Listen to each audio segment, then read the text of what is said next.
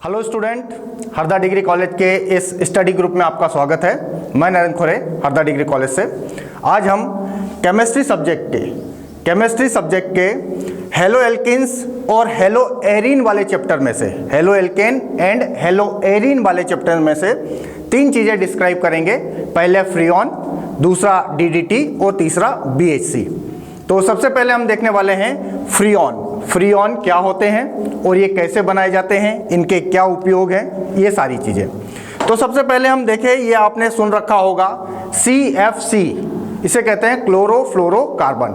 ये मीथेन और इथेन के द्वारा बनाए गए प्रोडक्ट होते हैं क्लोरोफ्लोरोकार्बन। आप यहाँ देख सकते हैं क्लोरोफ्लोरोकार्बन। ये एक्सट्रीमली स्टेबल प्रोडक्ट होते हैं, अनरिएक्टिव होते हैं, रिएक्शन नहीं करते किसी के साथ। दूसरा, नॉन टॉक्सिक होते हैं, टॉक्सिसिटी इनकी नहीं होती, तो ये किसी के लिए जहरीलेपन का काम नहीं करते हैं। अगला है नॉन कोरोसिव है, ठीक है, और ये इजीली, जल्दी से या इजी तरीके से लिक्विफाइबल गैस के रूप में काम करते हैं। एक गैस जो कि लिक्विड के रूप में काम करती है, इस प्रकार से। तो इसमें CFC में सबसे पहले आता है हमारा फ्रीऑन 12। ये नाम है इसका, जो फॉर्मूला नेम इस प्रकार से है कि डाइफ्लोरो मीथेन।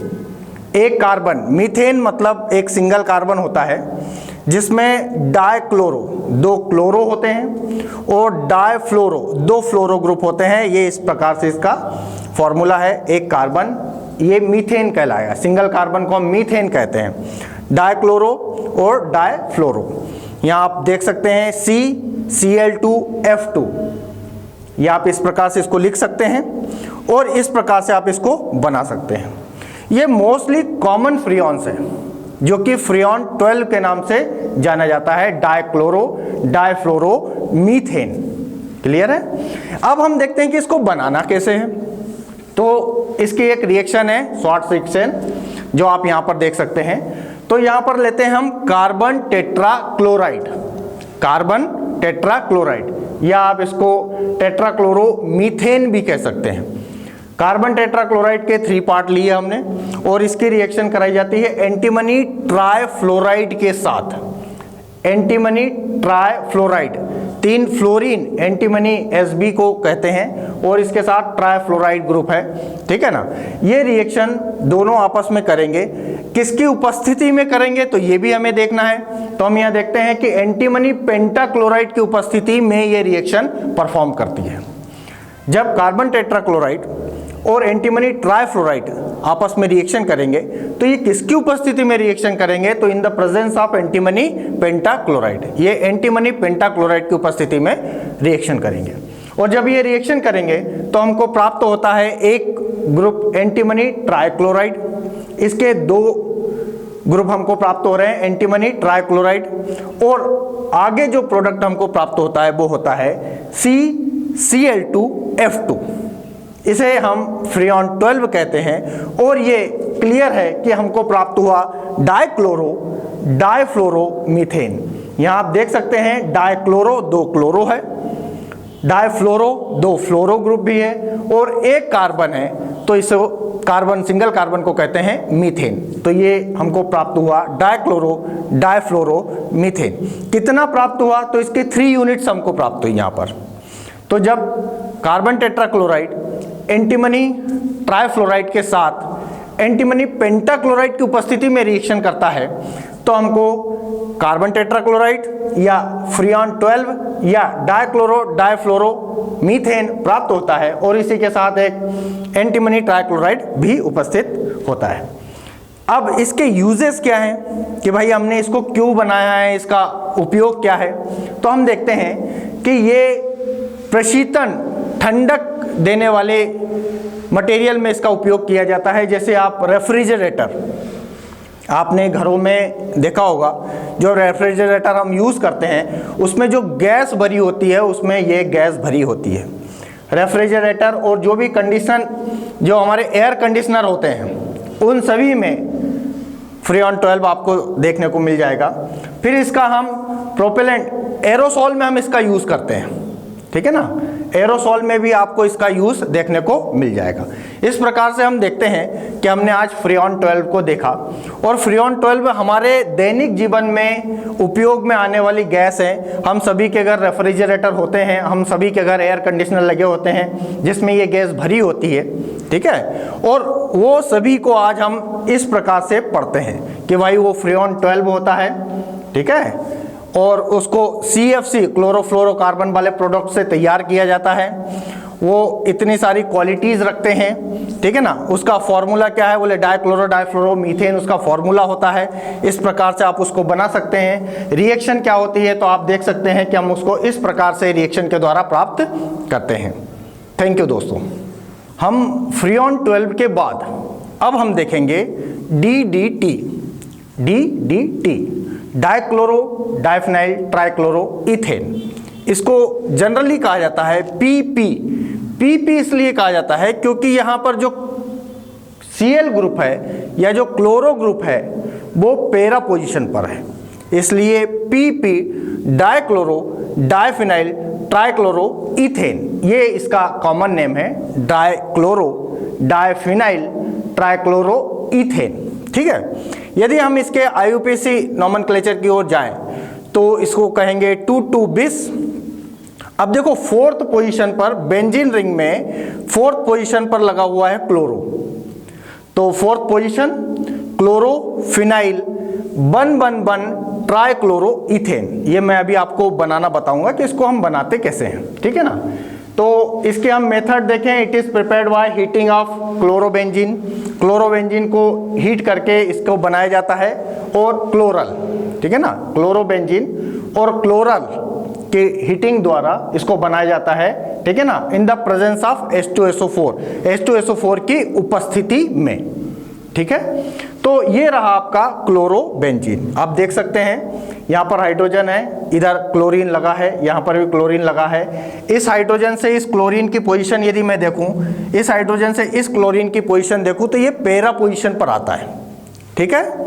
क्लोरीन जो आ रहा है वो पैरा पोजीशन पर आता है, या हाइड्रोजन से क्लोरीन की पोजीशन देखी जाए तो वो पैरा पोजीशन पर आ रहा है, ठीक। यहाँ पर आपका ये क्लोरल का फॉर्मूला है, ठीक है ना।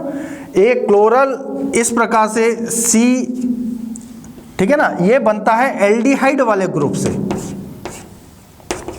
इससे CH3CHO, ये एल्डिहाइड वाला ग्रुप है, इससे हमको क्लोरल फॉर्मेशन करना रहता है।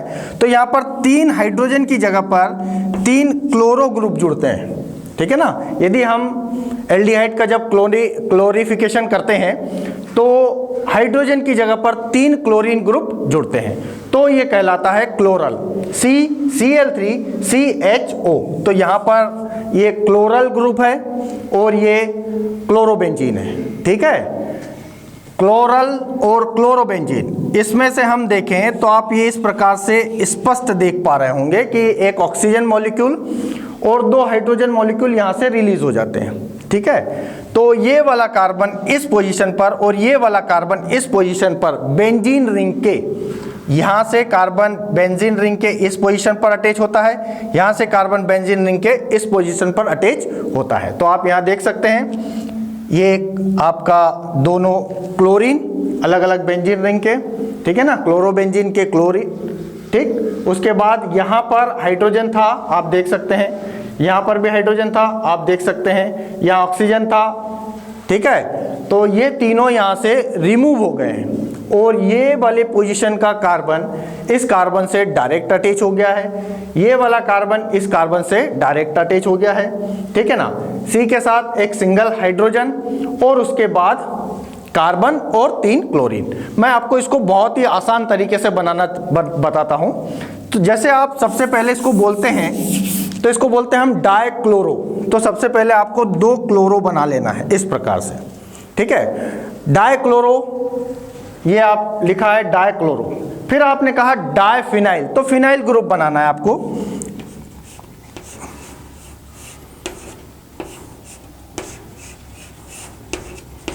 इस प्रकार से 2 आप ये डाइक्लोरो के बाद डाइफिनाइल ग्रुप हो गए, ठीक है ना। फिर हम देखते हैं कि तीसरा आता है ट्राइक्लोरो इथेन। इथेन के लिए जब हम देखें तो 2 कार्बन आते हैं। इथेन में जब भी हम कभी इथेन लिखने की बारी आती है तो हम 2 कार्बन मेंशन करते हैं, क्योंकि इथ मतलब 2 कार्बन होता है और एन मतलब सारे सिंगल बॉन्ड होते हैं। तो आप इनसे सिंगल बॉन्ड लगा सकते हैं इस प्रकार से, और यहाँ पर एक हाइड्रोजन ऐड कर सकते हैं। क्यों? क्योंकि यहाँ पर एक हाइड्रोजन की जगह बच रही है। अब हम देखते हैं डाइक्लोरो, डाइफिनाइल, ट्राइक्लोरो। तो ट्राइक्लोरो आपको इस पोजीशन पर मेंशन करना है। ट्राइक्लोरो 2 कार्बन को कहते हैं इथ, और सारे के सारे यदि सिंगल बॉन्ड है तो उसको कहेंगे इथेन। डाइक्लोरो, डाइफिनाइल, ट्राइक्लोरो, इथ, एन। इस प्रकार से आप DDT को इजीली मेंशन कर सकते हैं। डाइक्लोरो हो गया आपका, डाइफिनाइल हो गया, ट्राइक्लोरो हो गया, और ये इथेन। तो आप इस प्रकार से DDT को बहुत ही आसान तरीके से बना सकते हैं। ठीक है, अब हम देखते हैं कि इसके यूज क्या है। ये हाईली टॉक्सिक मटेरियल है। टॉक्सिक है मतलब जहरीला है, ठीक है ना। इसको इंसेक्टिसाइडल प्रोसीजर में यूज किया जाता है, मतलब कि आपके इंसेक्ट और पेस्ट जो भी होते हैं, इंसेक्टिसाइड और पेस्टिसाइड जो भी होते हैं, उनको किल करने के लिए इसका उपयोग किया जाता है। तो आप DDT को यहाँ पर स्पष्ट देख सकते हैं, डाइक्लोरो, डाइफिनाइल, ट्राइक्लोरो, इथेन। ये हमने पहले उसका नॉमेनक्लेचर देखा, फॉर्मेशन देखा, इजी फॉर्मेशन देखा, 2 क्लोरीन, डाइक्लोरो, डाइफिनाइल, ट्राइक्लोरो, उधर से ट्राइक्लोरो बनाना है और इथेन 2 कार्बन के साथ मेंशन कर देना है। थैंक यू दोस्तों। हम फ्रीऑन 12 और DDT के बाद देखेंगे BHC। इसे हम नॉर्मली बेंजीन हेक्साक्लोराइड के नाम से जानते हैं, ठीक है ना, गेमेक्सिन के नाम से जानते हैं और लिंडेन के नाम से भी जानते हैं। इसको 666 या C6H6Cl6 के नाम से भी जाना जाता है।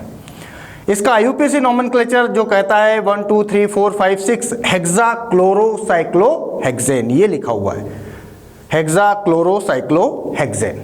ठीक है, अब हम देखते हैं कि इसको प्रिपेयर कैसे किया जाता है। तो it is prepared by chlorination. Chlorine के साथ यदि कोई प्रोसेस होती है या रिएक्शन होती है तो उस रिएक्शन को कहते हैं क्लोरीनेशन।